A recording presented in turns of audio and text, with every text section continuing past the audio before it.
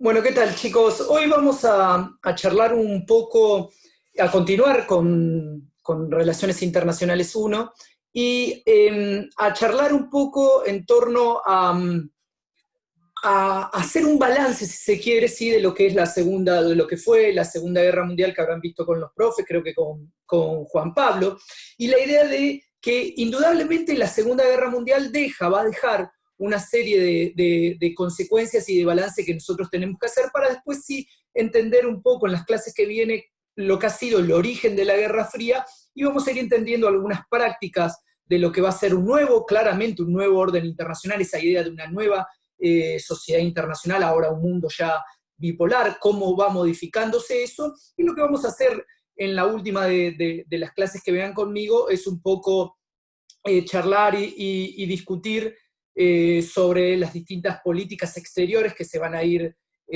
ejerciendo a lo largo de lo que se denomina esta Guerra Fría. A ver, la primera filmina nos muestra claramente la idea de una nueva sociedad internacional, pero habla también un poco del regreso del miedo. Y cuando uno hace un balance de la Segunda Guerra Mundial, tiene que hablar de lo que fue la Gran Alianza de 1941, que duró hasta el 45, hasta finalizada la Segunda Guerra Mundial, ¿no? Es decir, que cuando los alemanes se rendían incondicionalmente, los líderes de esa victoriosa Gran Alianza, Roosevelt por un lado, Churchill por el otro, y Stalin eh, por el otro, se encontraban claramente ante una nueva situación. Ese diseño de esa gran alianza empieza en 1941 a generar diversos interrogantes de cómo se va a formar esta alianza, qué significa generar esta alianza, qué va a pasar en el día después. Y las respuestas, en gran parte, a estas preguntas, sucede que la guerra fue ganada claramente por una coalición cuyos principales miembros claramente ya estaban en guerra ideológica y en guerra geopolítica y obviamente en guerra entendían el instrumento militar. A ver, cualquiera que fueran los triunfos de esa gran alianza en la primavera del 45, su éxito dependió en todo momento de la persecución de lo que aquí les marco en este apartado sobre objetivos compatibles versus y sistemas, perdón, incompatibles. A ver, ¿qué significa esto? Es interesante porque tanto los Estados Unidos como la Unión Soviética, ambos nacieron a partir de una revolución. Ambos países profesaban ideologías con aspiraciones claramente globales y que a juicio de sus propios líderes, si funcionaban en casa en el ámbito interno, también tenían que funcionar igualmente en el resto del mundo. Ambos países también son estados con dimensiones continentales. Es interesante porque ambos países también entraron a la Segunda Guerra Mundial como resultado de un ataque sorpresivo. La invasión alemana de la Unión Soviética que comenzó el 22 de junio del 41 y el ataque famoso japonés a Pearl Harbor en 7 de diciembre de 1941. Ahora bien, hasta acá llegaron las semejanzas de ambos países. Las diferencias eran muchísimo mayores. ¿Por qué? Porque la revolución estadounidense reflejaba una profunda desconfianza a la concentración de la autoridad, la libertad, la justicia, eso que tanto insistieron los padres fundadores. Y solo esto podía ser alcanzado mediante limitar el poder político. Estados Unidos habría logrado convertirse en un país extraordinariamente poderoso, tal como se va a poner de manifiesto durante la Segunda Guerra Mundial. ¿Sí? Y para lograrlo, decían los estadounidenses, fue preciso limitar severamente el control gubernamental. Estados Unidos, acaso, tenía por lo menos dos razones para proclamar en el 45, por lo menos para mostrarle al resto del mundo, que vivían en la sociedad más libre sobre la faz de la Tierra. Quizás esa es una de las razones más importantes. Mientras tanto que la revolución bolchevique entrañaba, por el contrario, la concentración de la autoridad como medio para derrotar a los enemigos de clase y poder consolidar las bases a partir de las cuales la revolución proletariada se iría extendiendo por el resto del mundo. Lenin se propuso acelerar un poco ese transcurso de la historia en el 17, haciéndose el control de Rusia e imponiendo el marxismo en todo su país. Stalin consolidó y continuó el problema, diseñando, generando una nueva Rusia acorde con una ideología marxista-leninista, forzando a una nación esencialmente agrícola y con escasa tradición por la libertad a convertirse en un país industrializado sin ninguna libertad en absoluto. La Unión Soviética era, al término de la Segunda Guerra Mundial, la sociedad más autoritaria del planeta.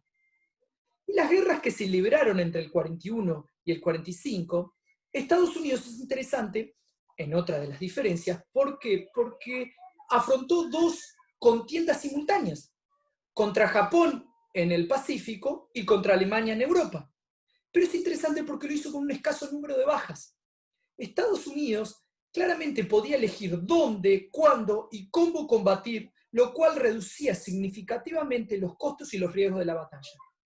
Si hubiera algo parecido, que se entienda bien, si hubiera algo parecido a una buena guerra, ¿sí? Sin duda fue la que implementó los Estados Unidos. La Unión Soviética no ocurrió con la misma suerte. Peleó en un solo frente, pero este fue indiscutiblemente el más terrible de los frentes que la historia de las guerras haya conocido hasta la fecha.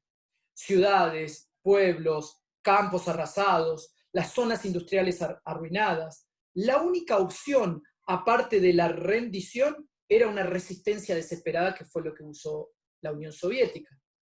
En cantidad de muertos, Estados Unidos en la Segunda Guerra Mundial tuvo unos casi 350.000 muertos, un poquito más de 350.000 muertos.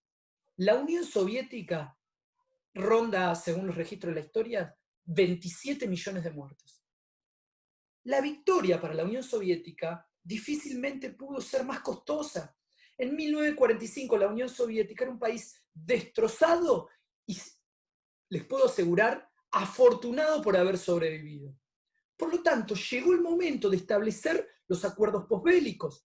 Los vencedores mostraron, sin embargo, en cierto sentido, más semejanzas. Roosevelt le aseguró al propio Stalin en Teherán que las tropas estadounidenses regresarían casi 2 años después que terminase la guerra.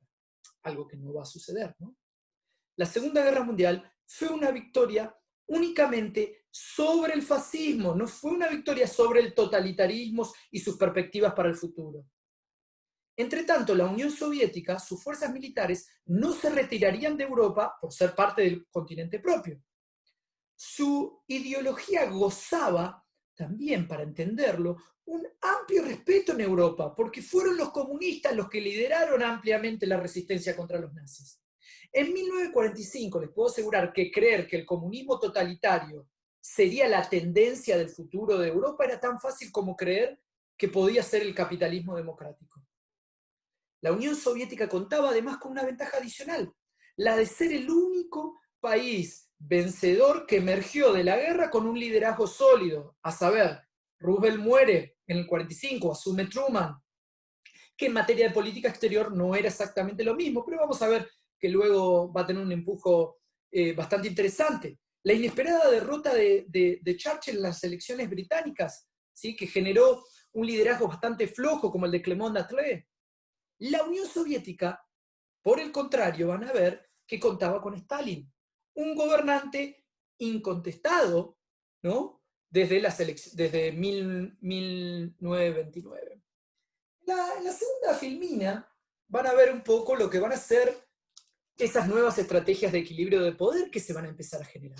Claramente, después del 45, va a haber un nuevo orden mundial, un orden bipolar que va a estar establecido por 2 ejes, oeste, occidente y este, ¿no? Liderado por 2 líderes completamente distintos, pero 2 líderes que formaban parte de la Gran Alianza, ¿no? Y ahí vamos a ir viendo cómo, como consecuencia de la Segunda Guerra Mundial, se van a implementar diversas estrategias de equilibrio de poder. Estados Unidos por un lado, la Unión Soviética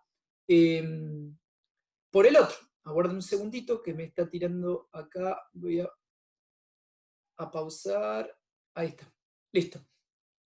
En ese punto es muy interesante lo que va a suceder, porque en febrero y agosto del 45, en lo que fueron las conferencias que ya habrán visto de Yalta y de Potsdam respectivamente, los líderes de las potencias vencedoras se esforzaron obviamente por tratar de generar nuevas líneas de este sistema mundial, de este nuevo orden.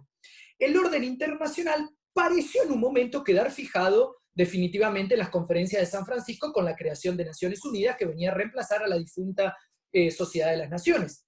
Es decir, que ese debería ser el marco adecuado para tratar de preservar la paz y el orden mundial. Ahora, ese foro de arbitraje, ¿no?, que suponía las Naciones Unidas, que venía a ponerle fin a los conflictos futuros, sin embargo, estas ideas o estas perspectivas se frustraron con rapidez. Los primeros síntomas de inestabilidad en ese equilibrio internacional se van a manifestar incluso en el mismo año, en el 45. De momento, la desaparición en escena de esos dos grandes líderes como Churchill y Roosevelt dejaban claramente en posición de clara ventaja frente a las dos nuevas figuras por parte de Estados Unidos y de el Reino Unido a Stalin. Y empiezan a haber ciertos problemas no resueltos de esa gran alianza. Solamente en Europa está la cuestión de las fronteras, por ejemplo, las fronteras polacas. La división y la ocupación que vamos a ver de las tropas aliadas por parte de Alemania, Austria, ¿sí? Y sobre todo la omnipresente tutela de los Estados Unidos. Continúa su ejército fuerte ahí. Pero también el problema surge en el Pacífico. La presencia de los estadounidenses en Japón, de los soviéticos en las Islas del Norte, y la idea de que Europa se enfrentaba a una ocupación física, moral e ideológica también, ¿sí? También hay que tener en cuenta que el enfriamiento, claro, que se van a ir produciendo de las relaciones entre los antiguos aliados, explica un poco la proyección que se van a ir generando a partir de, claramente, dos formas de imperialismos netamente diferentes. Y esto produjo una situación sin precedentes. Por un lado, una guerra entre los Estados Unidos y la Unión Soviética que va a durar desde finalizada la Segunda Guerra Mundial hasta 1989, ¿sí?, con protagonistas interpuestos, con escenarios periféricos, generalmente alejados de las propias fronteras de ambos países. Así entonces surge la bipolaridad y la conflictividad que van a marcar, si se quiere, las pautas del estudio de las relaciones internacionales de la segunda mitad del siglo XX. Casi 50 años más tarde, del final de la Segunda Guerra Mundial, el mundo diseñado por ambas potencias comienza a derrumbarse rápidamente, al quebrarse el sistema político e ideológico de esos opuestos que los habían sustentado durante varios siglos. Claramente se modifica ese escenario de Guerra Fría que vamos a ir viendo a lo largo de estas clases. Pero si nosotros trajésemos a un extraterrestre, a alguien de Marte, acá, y lo ubicáramos en 1941, cuando se conforma esa gran alianza que tenía un objetivo común, ¿no?, con sistemas totalmente incompatibles. Ese objetivo era eliminar a Hitler. Claramente ese extraterrestre, sin contarle mucho, nos hubiese dicho, bueno, ¿cuándo estalla esa nueva guerra, no? En ese sentido vamos a ir viendo. Lo que nos marca esta filmina es en torno a las diferencias y tratar de responder un poco estos tres interrogantes. A ver, como consecuencia de la Segunda Guerra Mundial, ¿no?, y el fin de la Segunda Guerra, ¿qué era lo que quería Stalin en cierto punto? ¿Cuáles eran los objetivos, en definitiva, de Stalin para la posguerra? Y es interesante porque es en orden jerárquico lo que les voy a decir. Stalin quería su propia seguridad, la de su régimen, la de su país y la de su ideología. Exactamente en este orden, ¿sí? Intentaba garantizar que ninguna acción interna amenazara su nuevo régimen personal y que ninguna acción externa, Estados Unidos, amenazara a su nuevo país. Es interesante porque el costo humano y financiero de la guerra, pensaba Stalin, debía determinar en gran medida cuánto debía recibir cada uno de los que habían concluido esa guerra. Por lo tanto, debería ser mucho, y fue mucho lo que recibió la Unión Soviética. No solamente recuperó los territorios ocupados por Alemania en el curso de la contienda, sino que conservó además los que había conquistado como resultado del oportunismo, ¿no?, de ese famoso pacto de no agresión que Stalin firmó en su momento con Hitler en el 39. Zonas de Finlandia, Polonia, Rumania, además de los 3 estados bálticos. Y reclamaba también para sí mismo concesiones territoriales a expensas de Irán y de Turquía, así como también las bases navales en el Mediterráneo, por ejemplo, indemnizaciones económicas, exigió indemnizaciones económicas. Stalin estaba frente a un doloroso dilema. Las pérdidas desproporcionadas sufridas por la Unión Soviética durante la Segunda Guerra Mundial podían transformarse en ganancias desproporcionadas. La Unión Soviética necesitaba paz y ayuda económica. No tenía otra opción que la de seguir contando con la cooperación estadounidense y británica. Por lo tanto, Stalin no quería ni una guerra caliente ni una guerra fría. Concluida la Segunda Guerra Mundial, Stalin creyó que la crisis económica volvería a repetirse, en cuyo paso los capitalistas necesitarían de la Unión Soviética y no a la inversa.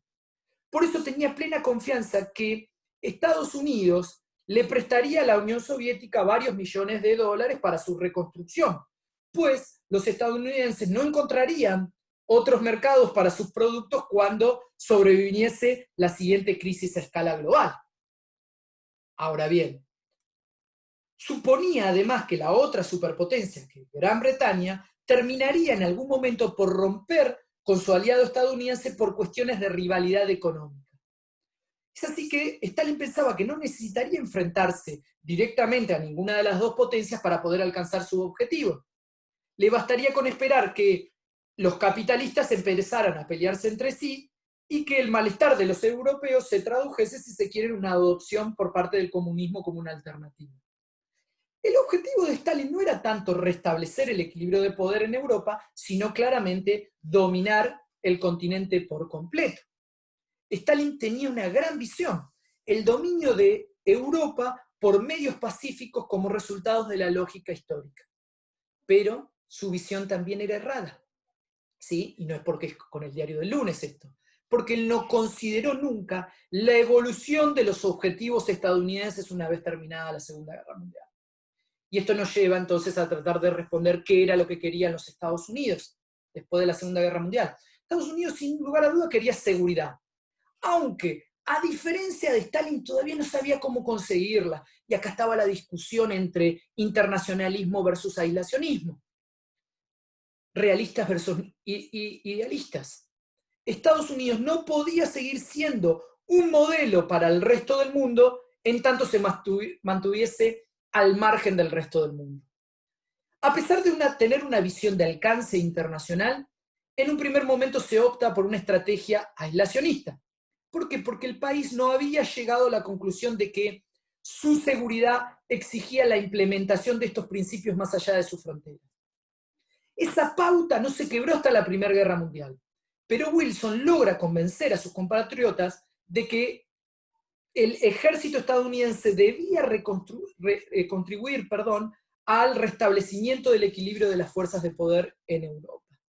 Las condiciones internacionales entonces alentaban en algún momento la vuelta hacia el aislacionismo, la notoriedad de las desigualdades del Tratado de Versalles, la llegada de la Depresión Mundial, el 29, el posterior auge de los estados agresores en Europa, en Asia Oriental, convencieron a los estadounidenses de que era preferible evitar por cualquier modo posible cualquier compromiso internacional.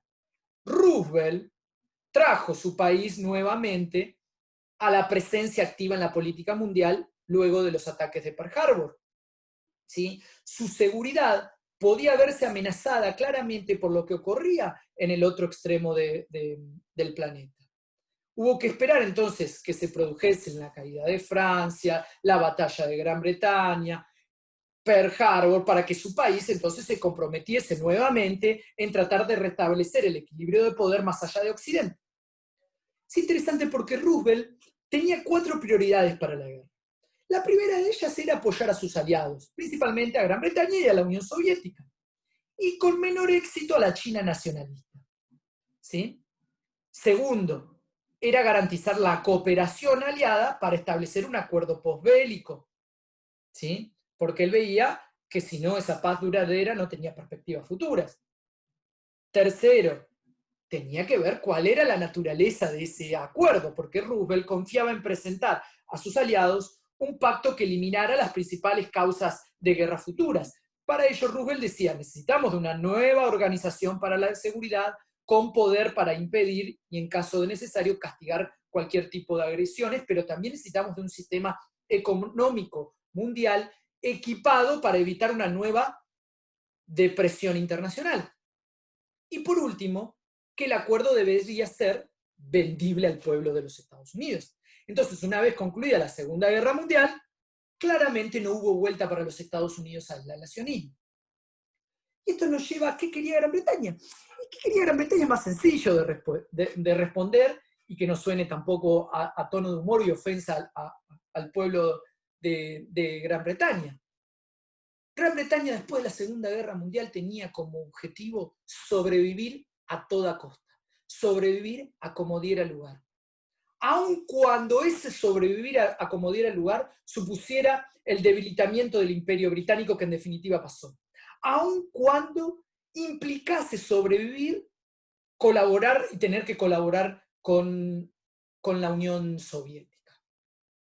Esto nos lleva entonces a la idea del interés nacional. ¿Cuál es el interés nacional de cada uno de ellos? Hemos hablado que estábamos frente a objetivos compatibles versus sistemas incompatibles. Y esa va a ser una de las consecuencias de la Segunda Guerra Mundial.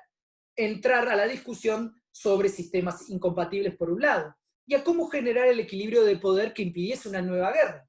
Y acá vamos a ir viendo por parte de los Estados Unidos las diversas estrategias de contención, que van a ser estrategias de contención en cierto punto en algunos lugares militares y en otros ámbitos económicos, ¿no? El plan Marshall, incluso para muchos autores, vamos a ir viendo en las clases que vienen, que esa Guerra Fría se inicia o tiene su primer golpe, por ejemplo, para así decirlo, inesperado para Stalin y para la Unión Soviética, con lo que va a ser el plan Marshall. Y ahí no estamos hablando de un instrumento militar, ¿no? De utilización. Pero con estas prioridades, ¿qué perspectivas entonces quedaban para alcanzar un acuerdo que preservara esta gran alianza? Evidentemente muy difícil, porque su coalición había sido, desde el principio, un medio para cooperar la derrota del eje como instrumento, ¿no? Importante. Sí, lo que intentaron fue tratar de, en cierto punto, fue conciliar ciertos objetivos políticos divergentes al tiempo que empezaban a desempeñar una empresa militar común. Esos intentos fracasaron en su mayoría. Y es en ese fracaso donde uno podría ir encontrando las principales raíces de la Guerra Fría, ¿no? En torno a el Segundo Frente, qué pasaba en el Pacífico, cómo se generó una paz dividida, en torno a cuáles van a ser las esferas de influencia, qué pasaba con los enemigos derrotados, ¿no? ¿Qué pasa una vez que Estados Unidos tira las dos bombas atómicas, ¿no? El lanzamiento de la bomba atómica no puede ser algo que pase desapercibido. El objetivo de Roosevelt y de Churchill, en términos, si se quiere, elementales, era un acuerdo que permitiese generar un equilibrio de poder sobre la base de una serie de principios con la idea de impedir una nueva guerra. La cooperación entre las grandes potencias y una nueva organización, Naciones Unidas. La visión de Stalin era muy distinta porque buscaba un acuerdo que garantizase su propia seguridad y la de su país, pero fomentando simultáneamente, como les dije, las rivalidades entre el capitalismo. Ahora, es interesante porque la primera era una visión, si se quiere, en un principio más multilateral, que contemplaba la posibilidad de intereses compatibles entre sistemas incompatibles. Va a durar poco esa visión cuando estalle la Guerra Fría. Y la segunda no contemplaba nada por el estilo. Eso es interesante para ir teniendo en cuenta. Y esto nos va a ir llevando, nos va a permitir a nosotros ir introduciéndonos en alguna serie de cambios que se van a ir produciendo como consecuencia de la Segunda Guerra Mundial.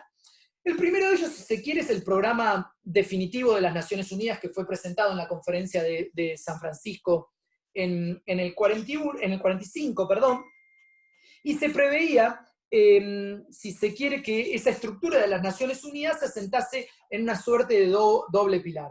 Una Asamblea General en la cual cada país tenía un voto, obviamente, y el Consejo de Seguridad donde había 11 miembros. Y cuando lo solicitase el Consejo de Seguridad, cada Estado miembro debería aportar a las Naciones Unidas un contingente de Fuerzas Armadas como misión pacificadora.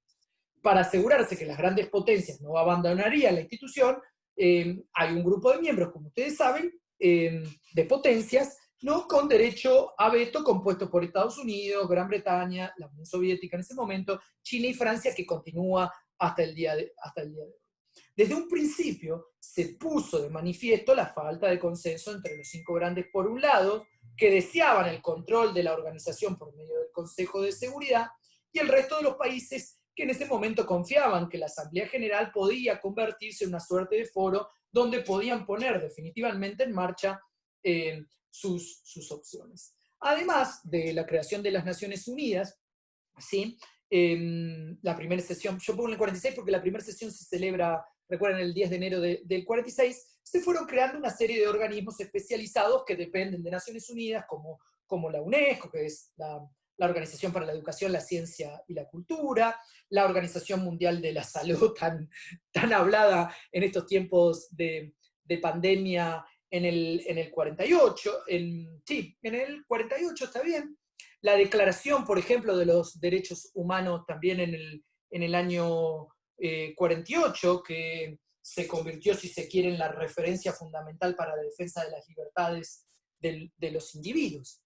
Ahora, sin embargo, en el 45, y pese al final de la contienda y avanzados los planes sobre la estructuración de este gobierno mundial, la guerra también continuaba. Recordemos que el Océano Pacífico continúa como escenario de la Segunda Guerra Mundial. Tan solo después del impacto causado por los lanzamientos de las bombas atómicas sobre la ciudad de Hiroshima y Nagasaki, permitió a los Estados Unidos conseguir que Japón capitulase y al mundo poner definitivamente fin a esa contienda de la Segunda Guerra Mundial. Pero lejos de una paz definitiva para la reconstrucción y la reordenación del sistema mundial, comenzaron claramente a manifestarse inquietantes síntomas de inestabilidad, algunos que vamos a ir viendo en las clases que vienen. ¿Sí? Claramente estamos ante lo que se denominó una falta de consenso sobre cómo vamos a reestructurar Europa. Y es interesante porque este nuevo orden mundial, esta nueva sociedad internacional, se traslada también de Europa al resto del mundo, pero fundamentalmente de Europa a Asia. Y acá vamos a ver una falta de consenso acerca de las cuestiones pendientes en materias de reestructuración del viejo continente y sobre todo a partir de la derrota del fascismo y el nazismo que generan lo que se denomina un nuevo cambio. Pasamos de el fascismo y el nazismo, dejaban paso a las democracias, y aquí empieza un choque ideológico entre los Estados Unidos y la Unión Soviética. Además, como consecuencia que impone un nuevo cambio a esta sociedad internacional, vamos a estar en lo que provocó la Segunda Guerra Mundial, que claramente provocó una aceleración en los progresos científicos y tecnológicos, sobre todo en los países beligerantes. Estados Unidos y la Unión Soviética, a partir del 45, se lanzaron a la carrera por una innovación científica. La bomba atómica fue clave porque marcaría, si se quiere, un punto de inflexión de nuestra contemporaneidad, ¿no?, en muchos aspectos, ¿sí? No obstante, la administración Truman, por ejemplo, no tardó en diseñar una doctrina para la utilización del arma atómica. La bomba atómica le dio una cierta ventaja inicial en la Guerra Fría a los Estados Unidos, pero rápidamente Estados Unidos, o por lo menos sus informes de inteligencia, creían que la Unión Soviética iba a conseguir la bomba, pero en el transcurso de un poquito más de 10 años fue sorprendente para los Estados Unidos que se consiguiera tan rápido por parte de la Unión Soviética. Otro punto interesante es la práctica del libre cambio, ¿no?, del libre comercio y del libre cambio, porque con el final de la Guerra Fría se expandió esta práctica, ¿no?, liderado no obstante por una sola nación. Estados Unidos, que gracias al mantenimiento de su aparato productivo ostentó hasta el inicio de la década, por lo menos de los 50, el monopolio de las ventas del comercio mundial, los acuerdos Bretton Woods del 44 garantizaron que el oro, es decir, el 75% de cuyas reservas totales estaban en manos de los Estados Unidos, sería el patrón de cambio luego de finalizada la Segunda Guerra Mundial. El objetivo, bueno, era restablecer y garantizar una estabilidad monetaria que claramente iba a favorecer al desempeño de los Estados Unidos por controlar la economía mundial y que se iba a reforzar a partir del 45 a partir de dos instituciones que les estoy marcando, ¿sí? La creación, por un lado, del Banco Mundial y del Fondo Monetario Internacional. Ahora bien, hacia el 47, las dificultades de los demás países por tratar de conseguir mercaderías con dólares obligó a los Estados Unidos a generar ciertas iniciativas, o por lo menos a propiciarlas. Una de ellas, o quizá la principal, es el GATT, ¿no?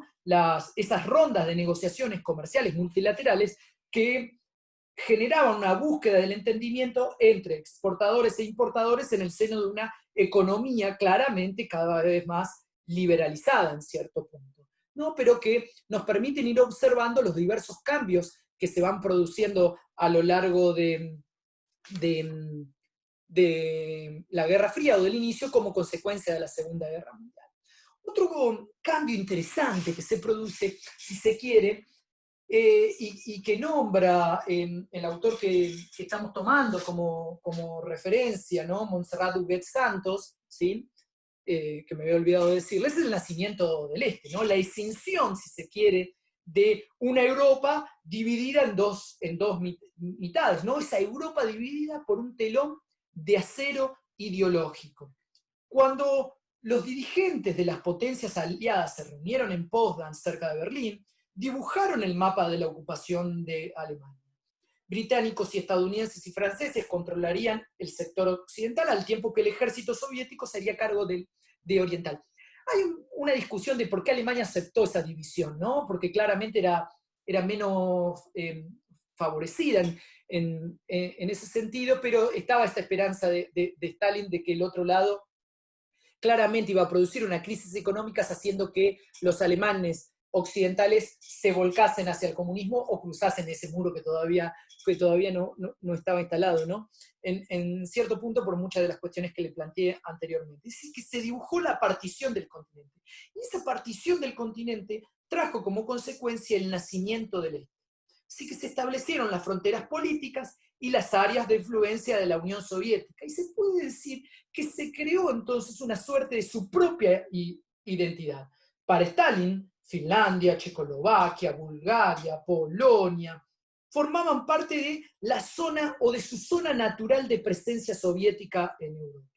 Esto claramente, como consecuencia de esta instalación de estas fronteras, tenía desconfianza británica, y la desconfianza británica incluso superaba a la estadounidense. No obstante, los asesores de ambos países preveían que los márgenes de seguridad de la defensa soviética habrían de topar con las intenciones de autodeterminación de las naciones que estaban ocupadas. No contaban, sin embargo, estos asesores con el efecto producido en la población civil y en los grupos políticos por la acción liberadora de los ejércitos soviéticos del 45. Recordemos lo que le dije. Pensar que el comunismo soviético era algo mal visto en los países de la Europa después de la Segunda Guerra Mundial era claramente un error por parte de esos asesores tanto británicos como los estadounidenses. Por ejemplo, Checoslovaquia, Polonia, Bulgaria, Rumania, Hungría, se instalaron gobiernos sumisos a la Unión Soviética. En Polonia en el 47, pese a la existencia de un gobierno exiliado en Londres desde el 39, se estableció una república popular heredera del Comité de Liberación Nacional procomunista, por ejemplo. A otros presionados claramente por la Unión Soviética, los llamados países del Este, rechazaron el ofrecimiento de ayuda económica o financiera por parte de los Estados Unidos para la reconstrucción militar. No tuvo tanta suerte Alemania, cuyo mapa terminó partiéndose ideológicamente, claramente, por ese famoso telón de acero, y se convirtió, si se quiere, en el símbolo de la escisión de Europa. En el terreno político también, ¿no? El control soviético sobre los partidos comunistas europeos fue muy importante, ¿sí? Porque el 47 dio inicio a una práctica de control soviético sobre los partidos comunistas europeos para tener en cuenta. La Segunda Guerra Mundial también deja claramente nuevas reglas del juego mundial, ¿no? Hay, por un lado, en el oeste políticas asociadas a la contención, algunas de las que llevamos a ir viendo, pero que se inician con un personaje en particular, de asesor de política exterior, primero encargado de negocios de los Estados Unidos, en Moscú, George Kennan, ya vamos a ir viendo que él inaugura esa idea de las teorías de las contenciones, y por el otro lado, el este, la idea de la sovietización. A ver, esas dos nuevas reglas de juegos, yo se las marco en dos grandes pactos, que son por un lado la OTAN y son por el otro lado Varsovia, pero también que tienen reglas económicas, que son, por ejemplo, por un lado el Plan Marshall, fundamental, si se quiere, fundamental para poder entender esa respuesta que va a dar en torno a estas políticas de contención y generar nuevas reglas del juego mundial por parte de los Estados Unidos. A ver, en el 47, George Kennan, él escribe un artículo bajo un seudónimo Mr. X, expuso al mundo su particular visión sobre la situación internacional en un artículo publicado en la revista La Foreign Affair.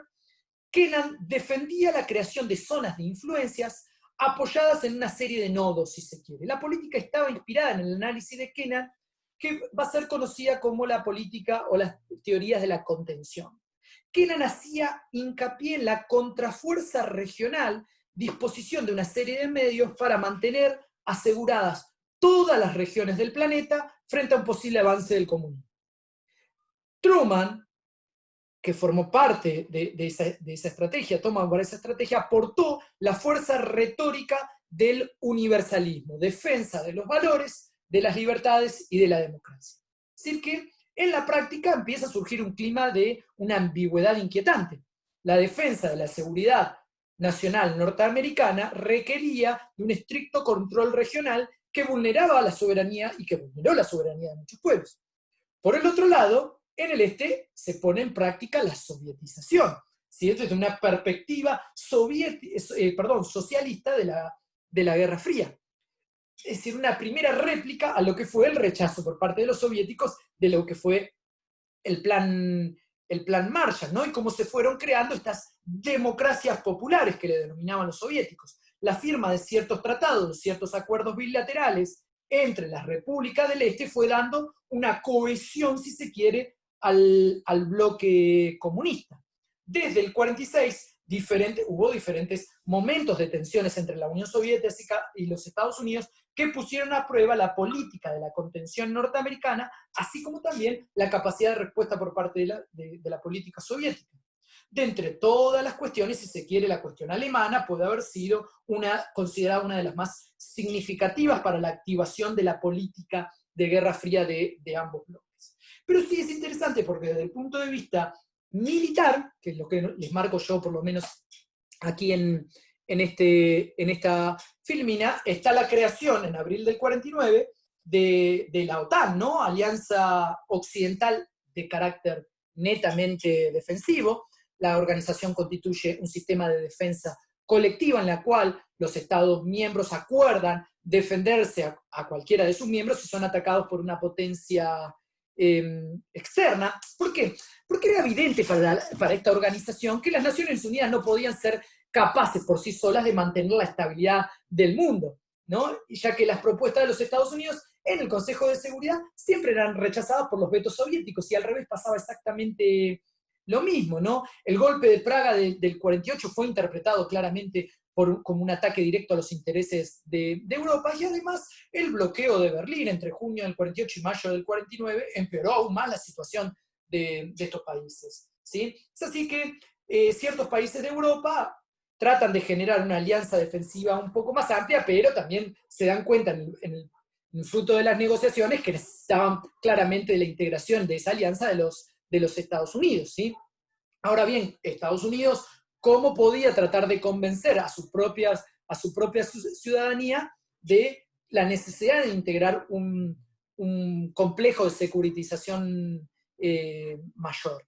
Es interesante, esto lo pueden ir ampliando con lo que es la OTAN. La respuesta a la OTAN y a Marshall, y al Plan Marshall, claramente es el Pacto de Varsovia, que es el tratado de amistad, colaboración y asistencia mutua, así es como se denomina, ¿no? Un acuerdo militar firmado por el bloque del Este, que su objetivo expreso era contrarrestar la amenaza que suponía la organización del Tratado del Atlántico Norte y en especial el rearme de esa República Federal Alemana, ¿no?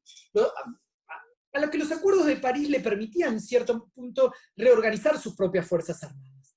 El Pacto de Varsovia se disuelve en el 91, OTAN ya saben que sigue existiendo, pero que ese pacto en general de Varsovia buscaba una cooperación en tareas de mantenimiento de paz, de organización ante un ataque previsible, la defensa mutua en caso de que algunos miembros fuera atacado, había el establecimiento de un Estado Mayor conjunto que permitía coordinar, si se quiere, las fuerzas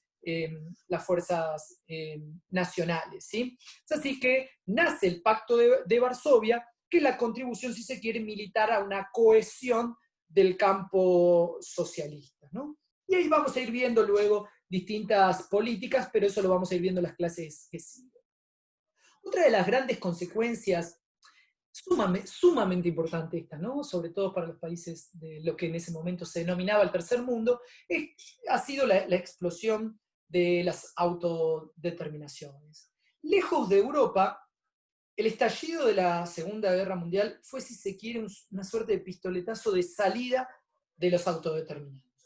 La revolución nacional en Indochina, primero contra Japón, más tarde contra Francia, la independencia de la India contra Gran Bretaña, el proceso de constitución del Estado judío en Palestina, expresaba claramente la precariedad de una paz mundial que se avecinaba, claramente. Tras la Segunda Guerra Mundial, en Asia y en África fundamentalmente, se da la liquidación, si se quiere, de los imperios coloniales que propició el nacimiento de nuevos países. Si bien, tenemos que decirlo, que el desarrollo del proceso de descolonización había comenzado ya en el periodo de entreguerras, el proceso en sí mismo se consolida a partir del 45. La rebelión de Asia, la liberación de los países árabes e islámicos, al hilo de esa retirada que se produce en Medio Oriente anglo-francesa, en esa área, ¿no? Tras el final de la Segunda Guerra Mundial, perdón, fueron las iniciativas contra el colonialismo europeo. La clave, sin embargo, de estos acontecimientos que siguieron no estaba ya en manos de los antiguos imperios. Es decir, que los imperios de Europa no formaban parte de esos procesos de colonización. Los que van a apoyar de descolonización, los que van a apoyar en cierto punto esos procesos de colonización en clave de Guerra Fría, por eso vamos a ir viendo cómo las políticas van a ser cambiantes de cada uno de los lados, van a ser las dos grandes nuevas potencias hegemónicas, Estados Unidos por un lado y la Unión Soviética por el otro. Es interesante porque entre el 45 y el 52 se produjeron las independencias de los países del mundo árabe, como los muestro, ¿no? Que ya estaba perfilada entre las dos guerras, ¿sí? La protección británica canalizó, si se quiere, la creación de la Liga Árabe, que nació en el Cairo en el 45, ¿sí? Con bases importantes en Irak, en Siria, en el Líbano, ¿sí? Jordania, nacida de lo que era Transjordania en el 49, según un acuerdo de Naciones Unidas. Gran Bretaña puso fin al mandato en Palestina, ¿sí? Con el plan de partir ese territorio. Las presiones internacionales del sionismo forzaron la creación del Estado de Israel en marzo del 48.